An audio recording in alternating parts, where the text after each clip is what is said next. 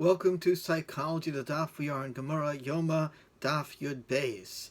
Our Gemara discusses the problem of what happens when a new Kohen Gadol is nominated due to an invalidation of the prior Kohen Gadol. When the original Kohen Gadol becomes restored to his office because he recovers from whatever invalidated him, he goes back into office. So what do we do with the second appointee? The Gemara says we cannot demote him back to ordinary service because that would be a diminution of the holiness of the office, and we don't go down in holiness. However, he cannot remain and share the office of the high priest, the Gemara says, because it will lead to discord. Now, let us meditate on the challenges of shared authority in relationships. It is recognized in human nature that two equal leaders do not work well together.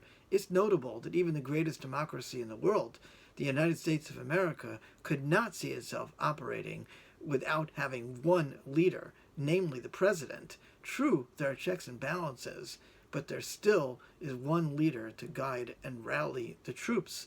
This is also famously captured in the rabbinic dictum, Ein Shnei Malachim Mishtamshim B'Keser Echad. Two kings cannot use the same crown, as we find mentioned in the Gemara Chulin on Daf Samach Amud Beis. So, the most common challenge in modern marriages is who really is in charge.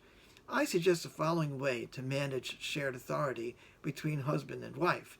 Instead of looking at it in an absolute across-the-board manner, that someone has to be in charge, consider different arenas and areas of expertise or dominance. Different areas can be negotiated whereby one has a greater authority over the other based on natural ability, inclination, practicality of roles, etc. Now, this authority is not to be abused. Rather, the one who has the privilege of dominance pledges to listen carefully and take into account fully the concerns of the other. But ultimately, if no resolution can be arrived at and push comes to shove, the dominant person has the final authority. These areas of expertise can be renegotiated from time to time. They allow for each person to use their natural intuition and strength to guide the family. For example, a couple might agree that mother's intuition is primary for young children, perhaps ages 0 to 5, and all decision-making in regard to them at that point should be in her authority. She can listen carefully to her husband and take his views into account, but ultimately she has decision-making capacity.